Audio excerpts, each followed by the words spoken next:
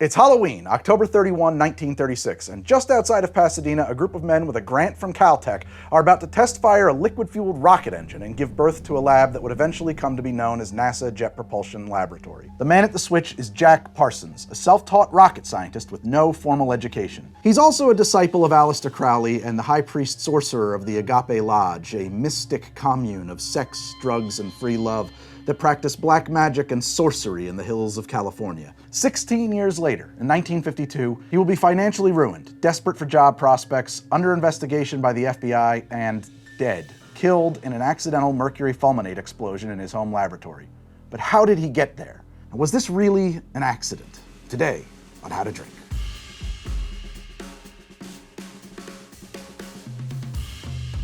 The drink in my hand is a test pilot, and it strikes me as the perfect drink for Jack here. First off, given the time and place, California, in the 30s, it's got to be a tiki drink. It's just tiki central going on over there. And Jack and his crew of rocket scientists had this cavalier, maybe even reckless attitude toward rocket development, and they remind me a lot of those wild old test pilots like Chuck Yeager, just always pushing the envelope and seeing what they could get away with. It's a 1941 original created by Don Beach. Use a half an ounce of lime juice, half an ounce of Falernum, half an ounce of Curaçao, 3/4 of an ounce of a light-bodied column still rum, 1.5 ounces of a darker Jamaica rum, or even a Demerara if you like, a dash or two of Angostura, a few drops of absinthe. You could shake it, flash blend it, mix it, however you like to serve it. It's good. I really love the way this drink came out. It's not too sweet, it is balanced. It's not very heavy tasting, you know, it has like a real kind of lightness about it. It's kind of crisp, but it has a lot of islandy spices. I happen to go with Avua Falernum, which to me has a lot more allspice notes than Velvet Falernum does. I personally really like it in this drink, but I think that the Velvet Falernum would be a totally viable way to go, and maybe even more period appropriate. All that said, this test pilot is kicking butt, and I really am enjoying it. Let's get back to our boy Jack. Now, between that Halloween in 1936 and his horrific death in 1952, Jack takes quite the journey. By 1941, he and his fellow rocket scientists, who have been nicknamed the Suicide Squad on Caltech campus for their cavalier, devil-may-care attitude towards rocket science, had founded a company called Aerojet, which was producing jet-assisted takeoff rockets for the Army. The JATOs were a breakthrough in solid rocket technology that Jack himself was responsible for. And I'm not actually a rocket scientist, so without getting too into the technical details, he basically figured out a fuel that combined with asphalt would become something that could be poured and cast into various shapes, and which would burn clean, strong, and predictably in a constant rate. Basically taking solid rocket technology from something that wasn't very effective for anything at all to a technology that would allow overladen bombers in World War II to get off of the ground, would be vital to the Berlin airlift, and put the space shuttle into orbit. Meanwhile, Jack is also ascending through the ranks of the Agape Lodge of the Ordo Templi Orientis, a sect of occultists headed by none other than Aleister Crowley. If you missed that phase of your youth, Crowley was a Victorian-era occultist and sorcerer, dubbed the wickedest man in the world, number of the beast, ascendant of the Hermetic Order of the Golden Dawn, founder of Thelema and the Ordo Templi Orientis, and in the 1940s in failing health, but still very much at the top of his organization. Jack has just been named head of the lodge, and as its head, has relocated its official home to his mansion in Pasadena, dubbed the Parsonage. As many as 40 of these lodge members are all living together there in a commune, engaging in all manner of ceremonial magic and free love. There's wild orgies, drugs, you name it. They did not get along with their neighbors. Meanwhile, of course, the war is on, and Aerojet keeps getting larger and larger contracts from the Army Air Corps and the Navy for their JATO rockets, now over 20,000 rockets a month. The Nazis have this V-2 rocket, and the Army is suddenly very interested in rocket-based weapons, not just JATO, and they give our boys a grant of $3 million to develop things. You have to understand that at this point, Aerojet is still a really small team, and in fact, most of these guys are apparently only working there part-time. And to keep up with the ever-increasing demand of the JATOs, and now, of course, weapons development on top of that, they decide to sell 51% of the company to General Tire and Rubber so that they can expand operations. Ironically, despite the fact that the Army and FBI had chosen to look the other way regarding Parsons' earlier involvement with Marxist groups and his weird sex cult stuff because he was instrumental to the war effort, General Tire felt a bit more strongly about it and wouldn't agree to the buyout unless Parsons was gone. By all accounts, his co-workers had also had about enough of his showing up exhausted and hungover from his all-night rituals and muttering invocations to Hermes over the rockets, and we're all too happy to buy him out of his share of Aerojet for $11,000. This wasn't exactly chump change in 1944, but if he'd been able to stick it out another couple years, it would have cost millions to buy him out, and probably would have avoided the very dark turn things are about to take. So this company called Cometeer reached out to me about being a sponsor on the show, and now they are. So thank you, Cometeer, but also I'm not happy about it. This coffee has ruined me forever. They make coffee and espresso, hot or iced, or espresso martinis in seconds. Just melt this thing and you don't even need a machine to do it. Now basically I need a constant supply of Cometeer. I cannot go back to the coffee that I've been buying. I don't know if you know this or not, but brew time and temperature and pre-infusion and off-gassing and all of that stuff is extremely important to how your coffee comes out. And it's a very delicate balance. And the best that you can do at home without being just an incredible coffee nerd is honestly probably not that great. What Cometeer does is go source coffee from roasters like Intelligentsia and Onyx and Counterculture and probably a bunch of other brands that are frankly better than me, I guess. But then they brew it instead of you, and they've got their coffee super scientists in their coffee super lab, and they brew it exactly perfect for that exact roast, except that they brew it at 10 times the strength and then instantly flash freeze it into an aluminum capsule. And as an aside, I love that, by the way. I have been approached by other coffee outfits in the past, and I just couldn't get on board because of their little plastic cups. But I'm into aluminum. It's recyclable. And they pack twice the amount of coffee and caffeine into each cup compared to traditional capsules, so that's pretty cool, too. It's so stupid easy. I used to weigh out my beans and set my grind and weigh my water and dial in the temperature. And why? Why bother with any of that? How much of my life have I been wasting doing this? Well, it's like I've got James Hoffmann stuffed into a cabinet over here and I just let him out whenever I need a cup, which I put into this ad read before I even realized that they literally have a Cometeer discovery box featuring 8 ridiculously good coffees curated by James Hoffmann, the world barista champion and all-around cool guy. So if you want to find out how terrible every cup of coffee you've had in your miserable life until now has been, go to cometeer.com/howtodrink or use the link below. Get the discovery box for 20 bucks off, brew yourself a cup, and stare into its abyssal inky blackness and know how inadequate your entire life's pursuit of the perfect cup has been till now. Drink deeply and enjoy.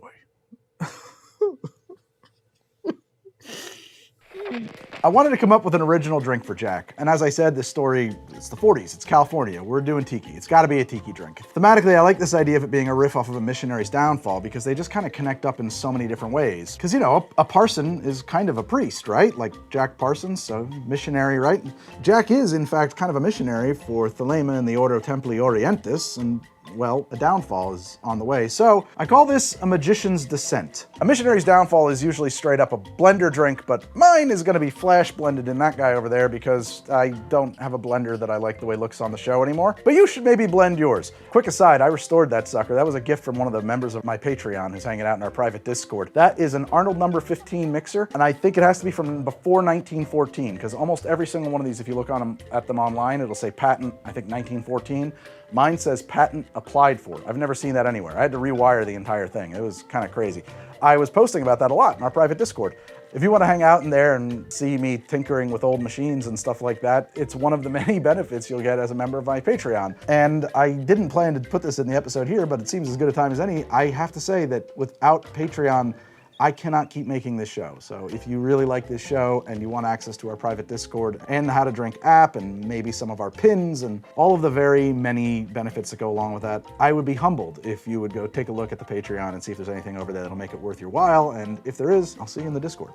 Start with 1 ounce of lime juice, half an ounce of passion fruit juice. If you use like frozen passion fruit from the grocery store, use 2 little cubes, half an ounce of simple syrup, half an ounce of grenadine, this is the pomegranate kind, 3/4 of an ounce of Smith & Cross rum or any other relatively high ester Jamaican style rum, 3/4 of an ounce of a Demerara rum, not the overproof type, and 1/4 ounce of mezcal. And I would not do more than 1/4 ounce of mezcal. I think that that's kind of the limit. I think you can choke it back if you're not a huge fan of mezcal, but more is gonna just take over the drink. Put in a fistful of mint leaves, a bunch of crushed ice, flash blend or blend it. I'm gonna flash blend it. I love how quiet the bearing is in that. I pour it into a tiki mug my wife got me for my birthday, straw, and some mint. And I call that a magician's descent. Oh my God, I love that drink. sweet mintiness that is just being attacked by these funky rums, right? These funky rums, and then it finishes on this really smoky kind of angry mezcal note. The whole thing has kind of a metallic flavor to it, but not in a way that isn't bad, you know? It feels very on point. It tastes a little bit like blood and a little bit like diesel fuel, and it's high proof. It's a lot higher proof than a regular Missionary's Downfall. I served it in a skull, and it's refreshing. I love it. So it's 1945, and flush with cash from his buyout and a house full of party animals, Jack founds Ad Astra Engineering, but almost immediately is under the scrutiny of the FBI and being investigated for espionage. Despite ultimately concluding that Jack is not a spy, Ad Astra never really manages to get off the ground, hobbled by suspicion. Things are not going so great for Jack. He's clashing with Crowley over how he's been running the lodge. He sabotaged the marriage that I haven't even mentioned until now by trading his wife Helen in for her much younger half-sister Sarah. He's out of the enormously successful rocket company he founded, no longer essential to the war effort and suddenly catching the attention of the FBI and the Army intelligence and whatever else. And he's running through his stockpile of money when who should walk into his life but L. Ron Hubbard. We have nothing to do with the insane whatsoever. The insane, well, they're insane. Hubbard was then a science fiction writer who had not yet founded the Church of Scientology, and all this time Jack has also been writing science fiction. And as sci-fi writers do, Hubbard and Parsons cross paths and hit it off. Hubbard, I think, smells money and chicks, and he moves right on into the parsonage, and steals Jack's new gal Sarah to boot. You know, but free love and all of that, right? So even though, by all accounts, Parsons is burned deep by Sarah cutting him loose for that rakish, charming young man, L. Ron Hubbard, he buries that jealousy deep inside like a good little thalamalite, I'm not really actually sure how you pronounce that, and makes nice with old L. Ron. He enlists his new friend's help in something he calls the Babylon working. A ritual to bring the Thelamite sex goddess Babylon into our plane of existence in order to save the world from hate with love or get laid or something. They start the process with a series of rituals designed to invoke the Scarlet Woman, and almost immediately she shows up. Well, Marjorie Cameron shows up, fresh out of the Navy and looking for a place full of weirdos to live, but look at her! She's scarlet as all hell! Immediately, Jack's all done pining for Sarah, and he and Cameron climb into bed together to get to work on summering Babylon and don't crawl back out again for a month. And I mean, nice. Good work.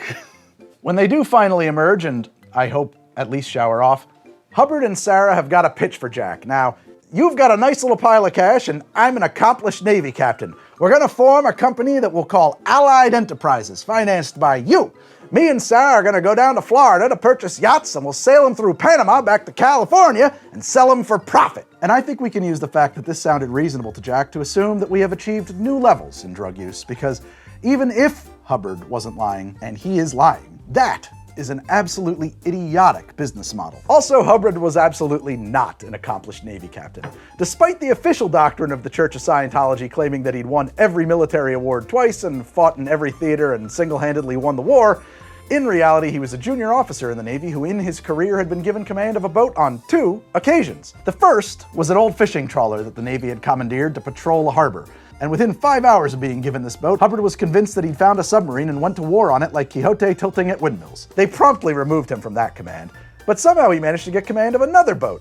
This time, an actual submarine hunter. Once again, he found submarines that didn't exist, 2 this time, and launched into a 98-hour battle against them. Later, he decided his sailors just needed more target practice. How else could they miss 2 whole submarines? So he ordered them to open fire on an uninhabited island, shelling it for hours. Only it wasn't uninhabited, and it was Mexico. The resulting international incident saw him being relieved of his command permanently this time. Hubbard spent the rest of the war pretending to be sick and hiding out in hospitals. Anyway, everyone in Jack's orbit told him this was a scam. Crowley even dubbed Sarah a vampire, which in their circle actually meant something quite literal. But despite being warned, L. Ron Hubbard, the Nigerian prince, stole Jack Parsons' life savings and left him in financial ruin. Parsons comes to his senses finally, and he catches up with Hubbard and Sarah in Florida.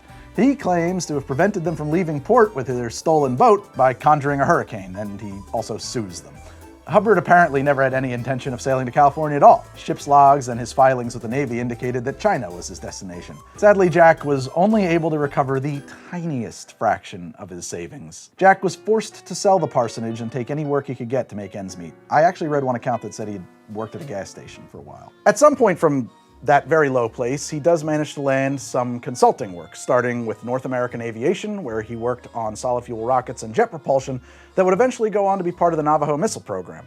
However, while he's there, he comes under investigation by Army counterintelligence again, which seems to end his contract at North American. Once again, he is ultimately declared generally not a threat and is cleared for industrial work, if not necessarily classified work. Now cleared, he finds another short-term consulting gig, this time at Hughes Aircraft. But he's still on the look for something that, if not permanent, would at least be stable, and he's invited to apply for a gig designing and overseeing a munitions factory in newly formed Israel. He collects up a bunch of his old papers and puts them together and hands them to one of the secretaries at Hughes and asks her to help him put it into an application packet. And while she's doing that, she sees the word classified scrawled across some of his old stuff and calls the FBI. Hughes terminates his contract on the spot. This investigation goes a little bit further though, and though they determine that he hasn't actually committed espionage, they do mark his file as unfit and unreliable for any kind of classified or defense work. This makes his chances of ever working in rocketry or munitions or chemistry in the United States again nil. Those days are over.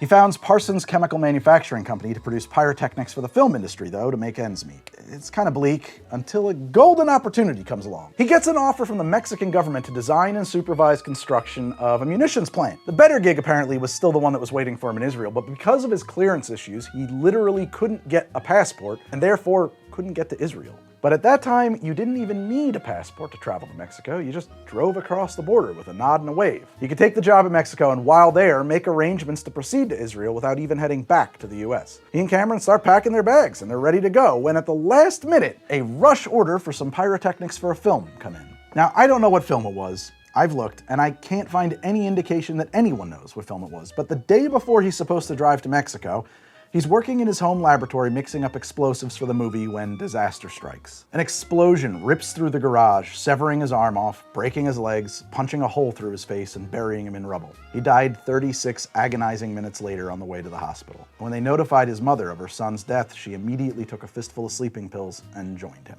The official investigation by the Pasadena Police Department concluded that while mixing fulminate of mercury in a coffee can of all things, his grip slipped and he dropped it, which caused the volatile mixture to explode and trigger a secondary, larger explosion caused by the other chemicals in the lab. They also found a glass hypodermic needle loaded with morphine. They closed the case as an accidental death. Now, I'm not one to go into conspiracy theories. In fact, I am never one to go into conspiracy theories, but just for fun. Several of his friends who were legitimate explosives experts suspected foul play, seeing evidence that the explosion had originated from beneath the wooden floorboards.